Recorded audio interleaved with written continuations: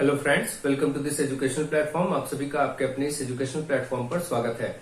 आज के इस वीडियो लेक्चर के माध्यम से डीएलएड थर्ड सेमेस्टर के मैथमेटिक्स के कोर्स को आगे बढ़ाएंगे। जैसा कि हम लोग एग्जाम स्पेशल क्लासेस के रूप में अभी 2 लेक्चर्स इस सीजन में कर चुके हैं, तो तीसरा लेक्चर आपके सामने ये आने जा रहा है।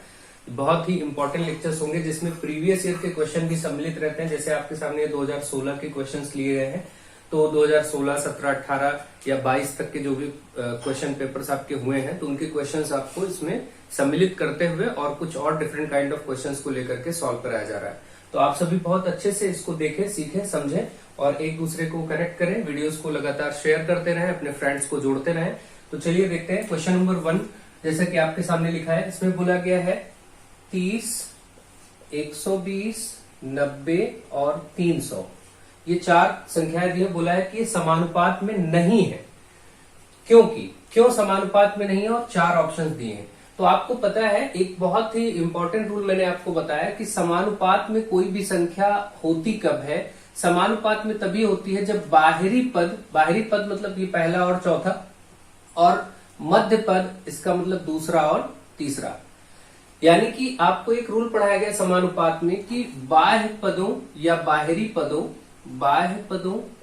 का गुणनफल बराबर होना चाहिए मध्य पदों के गुणनफल के। मतलब अगर हम बाहरी पदों का गुणनफल करें और बीच वाले पदों का इसका गुणनफल करें तो बराबर होना चाहिए। अगर बराबर है तो ही वो संख्याएं समानुपात में है। मतलब समानुपात में 4 संख्याओं के होने की शर्त क्या है कि उनके बाहरी पद मतलब ये 30 और 300, पहला और चौथा, मध्य पद यानी दूसरा और तीसरा, इनका गुणनफल क्या हो, बराबर होना चाहिए, तभी वो समानुपात में। तो चेक करके देखिए। तो अगर हम बाहरी यानी 30 और 300 को गुणा करते हैं तो आपका 3 3 9 9000 आता है। और मध्य पदों का गुणा करते हैं इसका 120 और 90 का, तो 12 9 108 और 2 0। आप देख रहे हैं ये डिफरेंट आ रहा है, दोनों सेम नहीं है। ठीक है, तो अब अगर दोनों सेम नहीं है तो इसका मतलब ये संख्याएं समानुपात में नहीं है। और इसने यही बोला कि समानुपात में नहीं है क्योंकि, तो रीजन क्या देंगे, क्योंकि बाह्य पदों का गुणनफल मध्य पदों का गुणनफल बराबर नहीं होगा। जब ये बराबर नहीं होगा तभी ये समानुपात में नहीं होंगे। अगर ये बराबर होते तो समानुपात में होता। तो इसका मतलब उसने पूछा था समानुपात में नहीं है, तो क्यों नहीं है, तो बी पार्ट, क्योंकि बाह्य पदों का गुणनफल बराबर मध्य पदों का गुणनफल नहीं है। ऐसा नहीं है इसलिए ये समानुपात में नहीं। अगर ऐसा हो जाता कि दोनों बराबर होते तो ये समानुपात में होते। तो आपको ऑप्शन ध्यान रखना और ये रूल याद रखना, समानुपात का बहुत इंपॉर्टेंट होता है। तो इस तरीके से मुझे आशा है आप इस चीज को समझ गए होंगे और इसके पहले बहुत अच्छे से इन चीजों को समझाया गया है। अगला क्वेश्चन नंबर 2। चित्र में ओ वृत्त का केंद्र है और AOB 80 डिग्री है, तो कोण ADB की माप क्या होगी, ये वाला बताना है। तो अब देखिए यहां पर क्या है, जैसे कि ये चित्र हम लेते हैं और यहां पर आप इसको यहां पर बना लेते हैं। इस जगह का कोण क्या होता है, हमेशा इस केंद्र पर बने इधर के कोण का आधा होता है। मतलब केंद्र पर पीछे की तरफ जो कोण बनेगा उसका आधा यहाँ का होता है, ये रूल होता है। तो यहाँ पर देखिए कोण ये बना हुआ है 80 और ये पीछे का कोण अगर आप निकालेंगे ये वाला, तो पूरा मिला के तो कितना होता है, 360 होता है। 360 में 80 आप हटा देंगे भाई, क्योंकि आपका 80 यहाँ है ही, तो 60 और हटेगा, 280 आ जाएगा, है ना। 280 यहां पर अगर ये 280 है तो इस जगह इसका आधा होता है हमेशा यहाँ का कोण। अब इसको हम नाम लिख लें, लिखने का तरीका भी देख लीजिए कैसे लिखेंगे। तो कोण आपको बताना है ADB और ये होता है आधा किसका, इस कोण को कहते हैं प्रतिवर्ती कोण। यहाँ पर 80 था, इस 80 का ये प्रतिवर्ती कोण है, तो इसको रिफ्लेक्स एंगल भी लिख लिया जाता है। तो शॉर्ट में आप यहाँ पर RF भी लिख सकते हैं, रिफ्लेक्स एंगल, या सीधे ध्यान रखिए कोई दिक्कत नहीं। किस कोण की बात हो रही, AOB, ये कौन सा वाला, प्रतिवर्ती कोण है। अब आप देखिए इसका आधा यानी कि AOB अभी पीछे का ये आपने निकाला है, कितना था, 280। इसको काटेंगे, 2 1 कम 2, 140 डिग्री होगा। यहाँ पर 140 होना चाहिए था, केवल 40 लिख दिया। ए पार्ट में, तो इसका ये आंसर सही होगा 140 डिग्री 140। ठीक है, ये ध्यान रखें। तो इस तरीके से आपका ये प्रश्न हो गया, इसको ध्यान रखेंगे। ठीक है, इस तरीके से ऐसे क्वेश्चंस को आप बहुत ही आराम से सॉल्व कर सकते हैं। अगला क्वेश्चन, क्वेश्चन नंबर 3, इसमें आपको एक वृत्त बना करके इसमें कुछ लाइन रेखाखंड खींचे गए हैं, एक वृत्त बनाया गया है। तो आप इसमें देखिए, इन रेखाखंड को मैं डायरेक्टली समझा दे रहा हूं। केंद्र, यहां पर ये जो वृत्त है इसका ये जो पार्ट है ये केंद्र है, आप सभी जानते हैं। और ये जो बाउंड्री बनी हुई है, इस बाउंड्री को कहते हैं परिधि। अब आप समझिए इसमें क्या क्या बातें, जितनी बातें यहां लिखी गई हैं इनको समझें। तो अगर केंद्र को किसी परिधि पर कोई एक बिंदु ले, परिधि और केंद्र को मिला दें, ऐसे परिधि पर एक बिंदु लेकर के उसको केंद्र से मिलाएं, तो इसको कहते हैं त्रिज्या। इसी तरीके से अगर हम दो बिंदु ले लेते हैं परिधि पर और इनको आपस में मिला देते हैं, तो ये होता है जीवा। इसी तरीके से अगर वृत्त की परिधि को कट करती हुई यानी प्रतिच्छेद करती हुई रेखा निकल जाए बाहर, तो इसको कहते हैं छेदक रेखा। और अगर कोई रेखा बाहरी किसी एक बिंदु को स्पर्श करती हुई ऐसे निकले, ये रेखा इस एक बिंदु, वृत्त को केवल एक बिंदु पर स्पर्श करती हुई निकल जा रही है, तो इसको स्पर्श रेखा कहते हैं। स्पर्श रेखा, जिसको टेंजेंट कहते हैं, इसको सेकेंड कहते हैं, रेडियस, और ये जीवा। और अगर किसी वृत्त में केंद्र से होता हुआ दो परिधि को भी दो बिंदु पर छुए और केंद्र को भी टच करे, ये पूरा आपका व्यास होता है, जो कि त्रिज्या का दो गुना होता है ना। तो ये सारी चीजें आप सभी जानते हैं। तो अब आप देखिए यहाँ पर रेखा PQ वृत्त का व्यास है।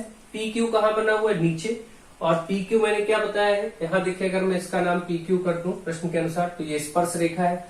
इसने कहा है व्यास है, तो ये गलत है, ये नहीं होगा। फिर इसके बाद बोला गया रेखा CD वृत्त की छेदिका है। तो CD कहाँ बनी हुई है, CD ये बना हुआ है, ये C और ये D, हाँ ये छेदिका है, क्योंकि इसको छेदक रेखा कहते हैं, छेदक रेखा या छेदिका। ये पॉइंट बिल्कुल सही है, बी वाला।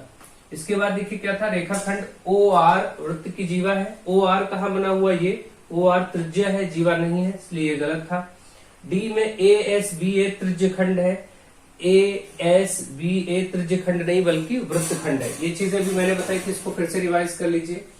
अगर किसी, मान लीजिए ये आपका दो पॉइंट ज्वाइन कर देते हैं, जीवा हुआ, जीवा और ये वृत्त की परिधि का जो भाग है, ये पूरा भाग, ये वाला बीच का हिस्सा, ये वृत्त खंड कहलाता है। जीवा और परिधि के बीच का भाग ये वृत्त खंड है। इसी तरीके से यहाँ एक वृत्त खंड इधर पीछे की तरफ भी है बड़ा, ये लघु वृत्त खंड यानी छोटा, और ये नीचे वाला दीर्घ वृत्त खंड।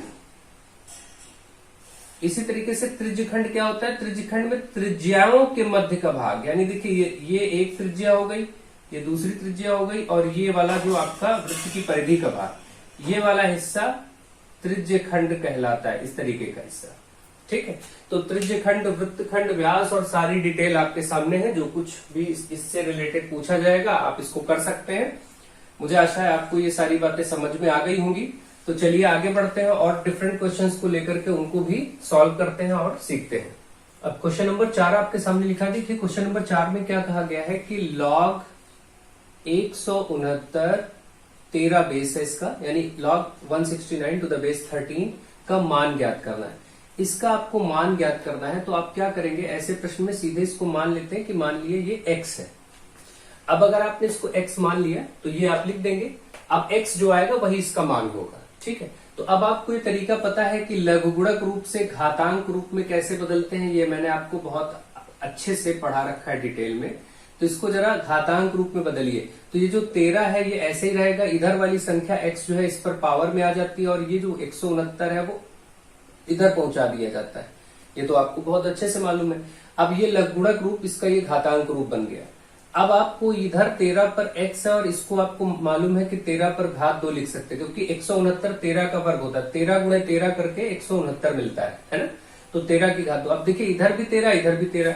एक रूल होता है कि अगर एक संख्या पर घात कोई हो और वही संख्या इधर उस पर घात दूसरी हो, अगर बेस बराबर है, यानी यहाँ भी a और यहाँ भी है, तो ये वाली घातें भी बराबर होती है, यानी आप m बराबर n ले सकते हैं।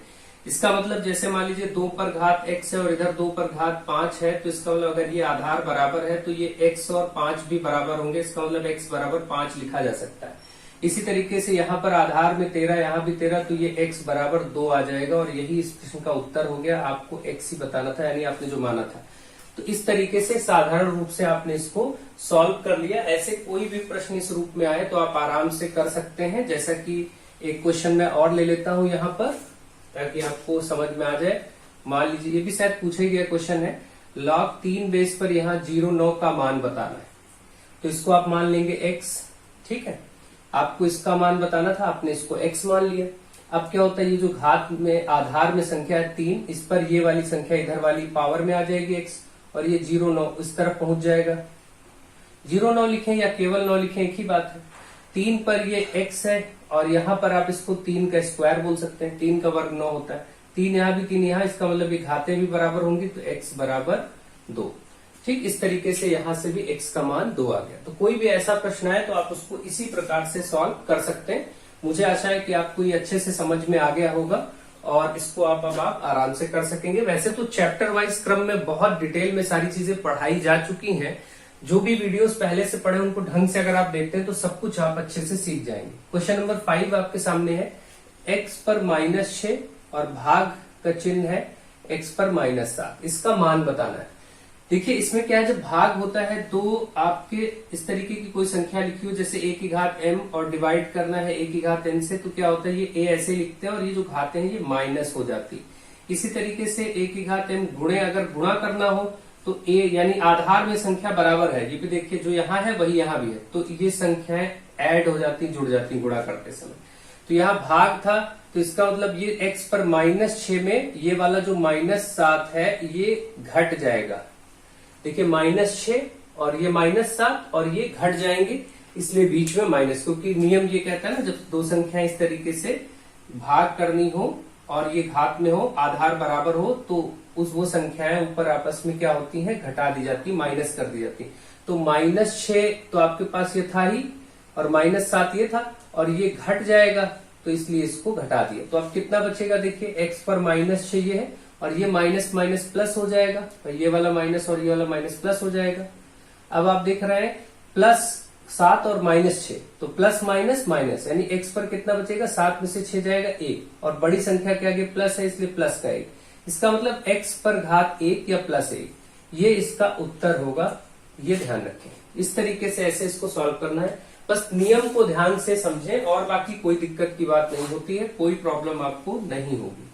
अच्छा, अगर यही गुणा होता, ये था x पर -6 और गुणा x पर -7, तो ये गुणे में क्या होता है, घातें जुड़ जाती हैं, तो x पर हम ऐसे लिखते -6 प्लस ये वाला -7, दोनों घातों को बस जोड़ देते, तो x पर -6 है ही, प्लस माइनस माइनस ये, तो x पर 7 6 13, माइनस का 13 हो जाता है। माइनस माइनस प्लस तो होता है, लेकिन ये बड़ी संख्या का आगे माइनस है, या दो ऋणात्मक संख्याओं को जोड़ते हैं तो माइनस ही आता है।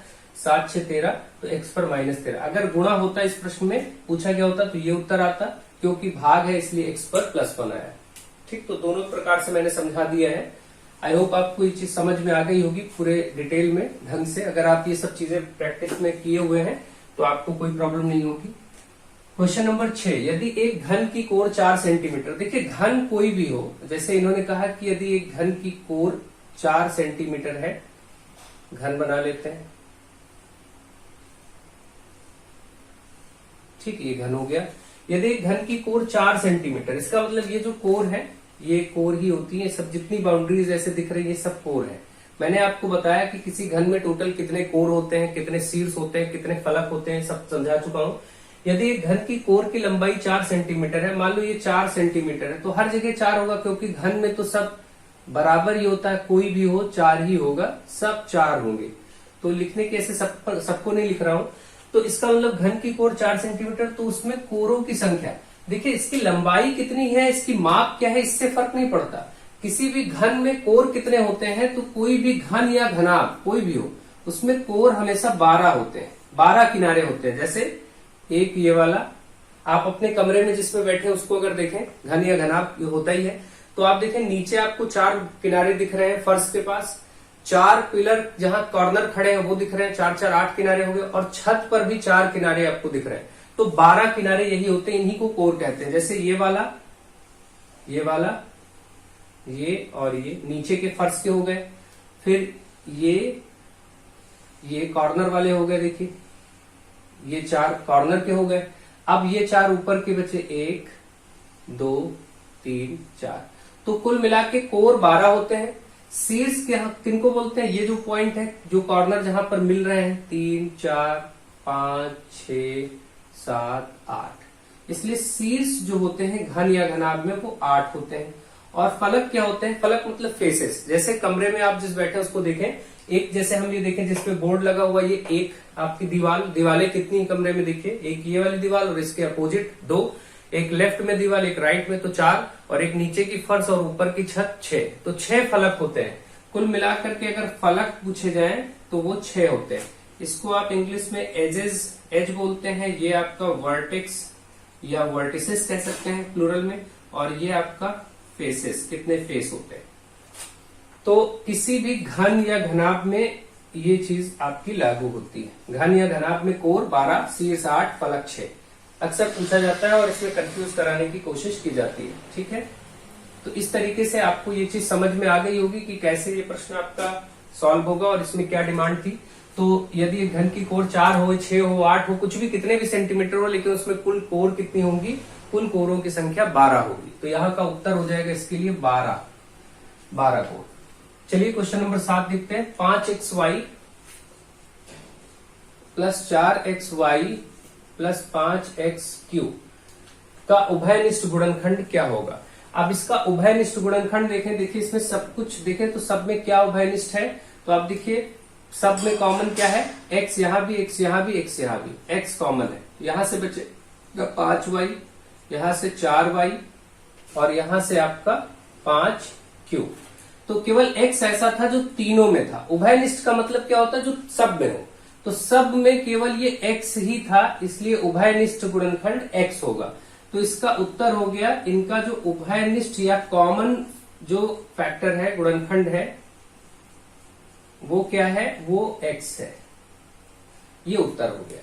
बस इसकी डिमांड यही थी, इतना ही पूछा गया था, इसलिए इतना ही करेंगे। ठीक है, तो इस तरीके से आप इसको भी समझ गए होंगे। नेक्स्ट,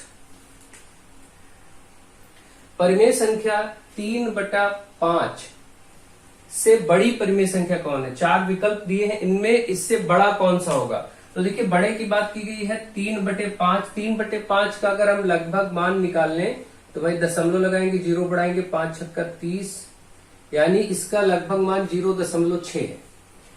इसका मान आप निकालेंगे, 10 से भाग करेंगे तो ये 0.4 आएगा, जो कि 0.6 से छोटा है, तो ये बड़ा नहीं होगा।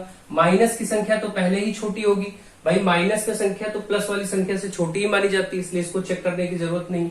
ये एग्जैक्टली 0.6 ही हो रहा, ये 0.6 था और ये भी 0.6, मतलब ये तो बराबर है लेकिन बड़ा नहीं है, तो ये भी नहीं होगा। और ये आपका देखिए जब आप 10 से भाग करेंगे, फिर 10 से आप ऐसे भाग करेंगे, दशमलव लगाएंगे, 0 10 7 70, तो आपको पता है 0.7 आएगा, और यही संख्या बड़ी है। तो ये संख्या बड़ी। तो इस तरीके के छोटे छोटे डिफरेंट क्वेश्चन भी कभी कभी आउट ऑफ द सिलेबस अलग से भी आपसे पूछ लिए जाते हैं, तो इसके लिए आपको परेशान होने की जरूरत नहीं, बहुत बेसिक डिमांड होती है, इसलिए बेसिक क्वेश्चन हमेशा आपको आने चाहिए। ठीक है, इसीलिए मैंने इस क्वेश्चन को यहाँ पर पिक कर लिया ताकि आपको थोड़ा सा ये भी ध्यान रहे। क्वेश्चन नंबर 9, x² + 8x + 17 में x + 3 से भाग करना है। देखिए x + 3 से भाग करना है किसको? x² + 8x + 17। देखिए भाग वाले चैप्टर को बहुत विशेष रूप से डिटेल में पढ़ाया गया है। जिनको इस तरीके के भाग ना आते हो वो पहले उस चैप्टर को जाकर के सीखें, उसके बाद वो भाग करने लगेंगे। बाकी मैं यहाँ प्रयास कर रहा हूँ समझाने की, तो आप लोग देखिए इसमें क्या होता है। सबसे पहले हम ये x की सबसे बड़ी घात जो बीच में लिखा है वो घात 2 है, तो इस x से इस x को कैसे लाएंगे ये देखेंगे। तो यहाँ पर x है और यहाँ x² है, यहाँ एक बार x है, यहाँ 2 बार x है। अगर देखा जाए तो आप इसको एक बार x में ले जाएंगे भाई। x को x से जब आप करेंगे गुणा तो x² आ जाता है ना, तो x को x टाइम्स ले गए तो x² आया, उसको इसके नीचे लिख देंगे। अब देखिए जब आप ये डिसाइड कर लेते हैं कि ये वाला x² कैसे आएगा, उसके बाद ये जो इसके साथ +3 है इसका भी इससे गुणा होता है, तो 3 और ये वाला x गुणा होगा तो 3x आएगा। तो वो x वाले के नीचे, यहाँ 8x है, इसी के नीचे उसको लिख देंगे। और कैसा आएगा, ये प्लस का है, ये भी प्लस का है, तो ये प्लस का ही आएगा भाई, +3 और ये भी प्लस, तो प्लस का ही आएगा। इस तरीके से एक बार आपने इसको कर दिया। अब क्या रूल होता है, जब आप इतना लिखते हैं तो फिर यहाँ नीचे वाली जो संख्याएं आई हैं इनके चिन्ह बदल दिया जाता है। जैसे x² प्लस का है तो ये माइनस का हो जाएगा, ये प्लस का है तो ये माइनस का हो जाएगा। हर बार हर स्टेप में जब आप ऐसा करेंगे तो उनके चिन्ह, नीचे वालों के चिन्ह को बदलेंगे। अब x² ये प्लस का और ये माइनस का, तो कैंसिल हो जाएगा भाई, प्लस का x² माइनस का x² कट जाएगा। प्लस का 8x माइनस का ये 3x हो गया, पहले था प्लस का लेकिन अब हो चुका है चिन्ह बदल के माइनस का 3x। तो आप देखेंगे 8x में 3x जाएगा तो कितने x बचेंगे, 5x। भाई 8x में से 3x हटाएंगे तो 5x बचेंगे, और बाकी का ये जो +17 है इसको नीचे ऐसे ही उतार लेंगे, कॉपी कर लेंगे। अब फिर से हम इसको वही प्रक्रिया दोहराएंगे। यहां पर देखिए x है और यहाँ 5x है, इसका मतलब अगर हम, और क्योंकि ये प्लस का है इसलिए हम प्लस बार ले जा रहे हैं, अगर ये माइनस का 5x आया होता तो हम यहाँ माइनस बार ले जाते। तो क्योंकि x से 5x कैसे आएगा, x है ही है, अगर हम इसको 5 से गुणा कर दें तो 5x हो जाएगा। तो इसी तरीके से हम सिर्फ 5 बार ले जाएंगे, x ये है ही है, 5 ये, तो 5 और x मिलके 5x हो जाएगा, तो इसके नीचे 5x लिख दिया। अब मैंने जैसा कि कहा था कि इस वाले से भी इसको गुणा करते हैं, तो +3 और +5, 5 3 15, प्लस का ये भी, प्लस का ये भी, इसलिए ये प्लस का ही आएगा। और जैसे ही आप ये प्रक्रिया कर लेते हैं, फिर आपका क्या रूल है कि आप नीचे वाली संख्याओं के, इस नीचे जो आया है 5x और ये 15, इनके चिन्ह बदल दें। ये प्लस है माइनस हो गया, ये भी प्लस है ये भी माइनस हो गया।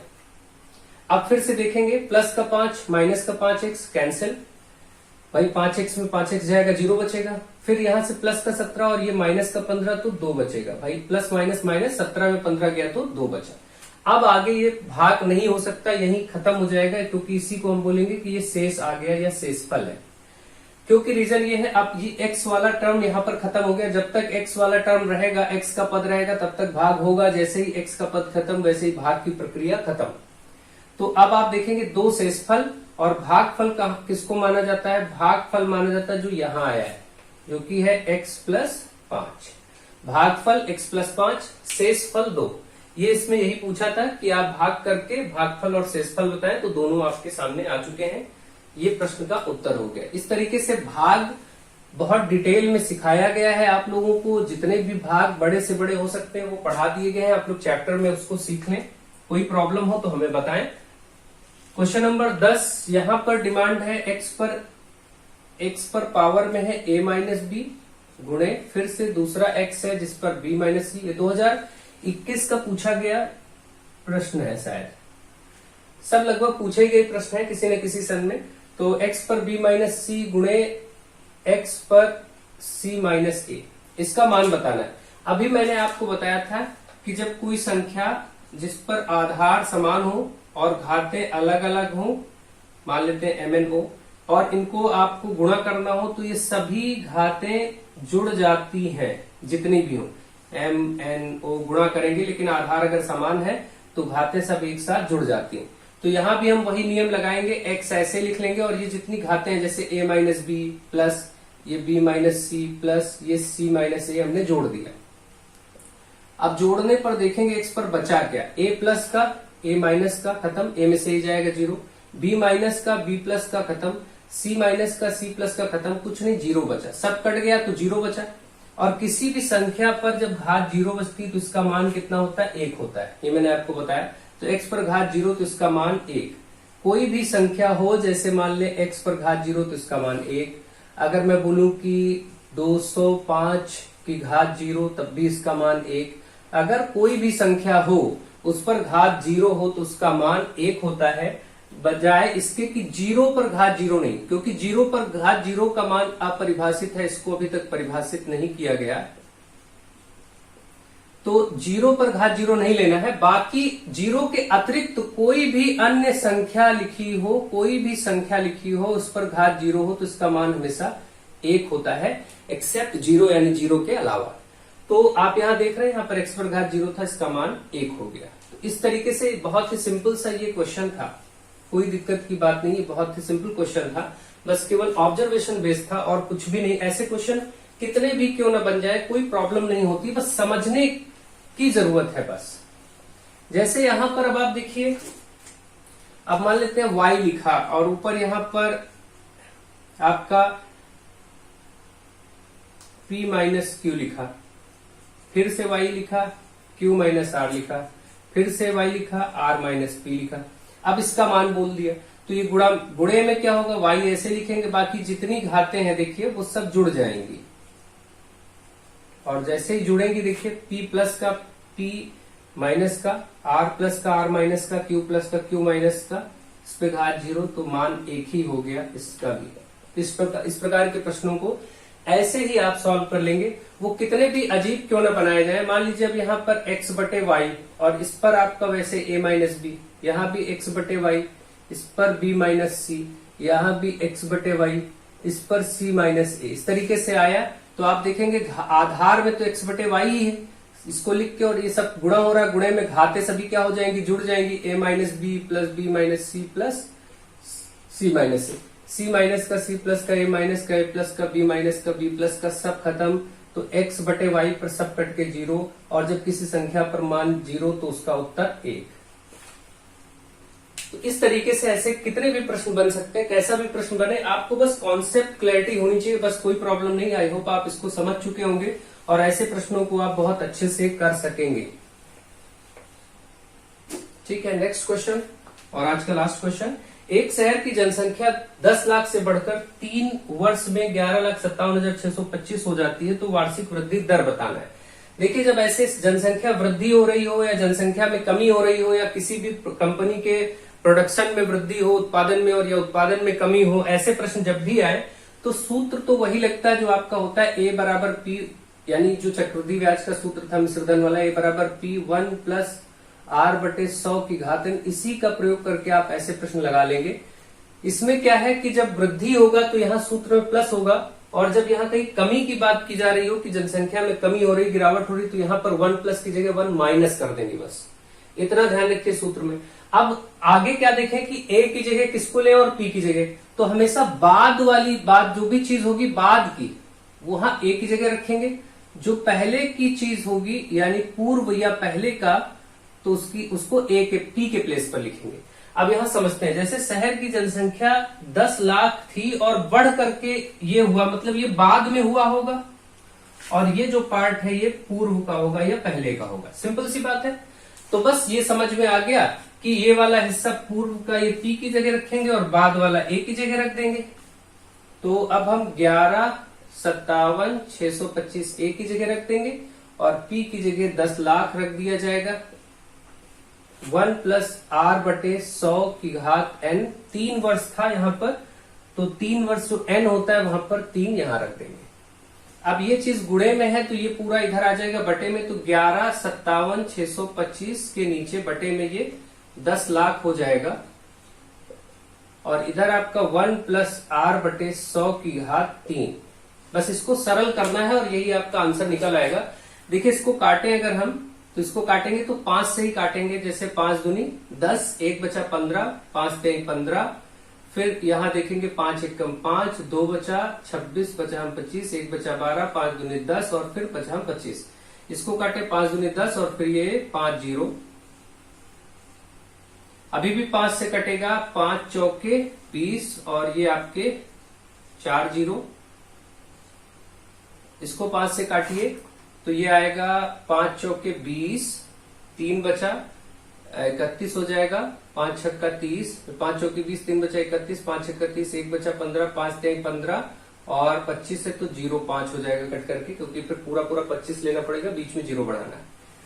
फिर इसको काटिए, 5 चौकी 40, 8,000। इसको देखिए 5 9 45, 1 बचा 13, 5 दूनी 10, 3 बचा 30, 5 छक्का 30, 5 एकम 5, यानी इस तरफ सब कट करके आपका 9 2 6 1 और ये 8,000 बचा और इस तरफ आपका 1 प्लस r बटे 100 की घात 3 इतना बचा। ठीक है, तो आप इसको ध्यान रखेंगे। ऊपर से मैं इसको रफ करता हूं ताकि सॉल्व करते बने और एक स्टेप तो भी नीचे लिख सकते हैं। देखिए, ये घात 3 है तो इस तरफ आएगा घनमूल हो जाएगा, जैसे यहाँ घात 2 होता है वर्ग होता है तो वर्गमूल हो जाता है, तो घात 3 है तो ये चीज आपका इस पर आकर के क्या हो जाएगा, घनमूल हो जाएगा बस, और ये 1 प्लस r बटे 100 ऐसे ही लिखा रहेगा। अब इसका घनमूल निकालेंगे। जिनको याद है डायरेक्ट कर सकते हैं, नहीं याद है तो घनमूल निकालना करेंगे। हम ऊपर से ये सब हटा दे रहे हैं क्योंकि आप इसको समझ गए होंगे कैसे करना था।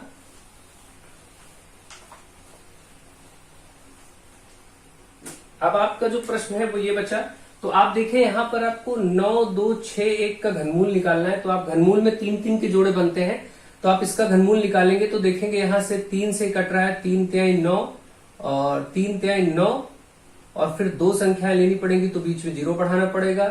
3 9 8 24, 2 बचा, 3 7 21। फिर देखिए 3 एकम 3, ये 0 ऐसे ही रहेगा।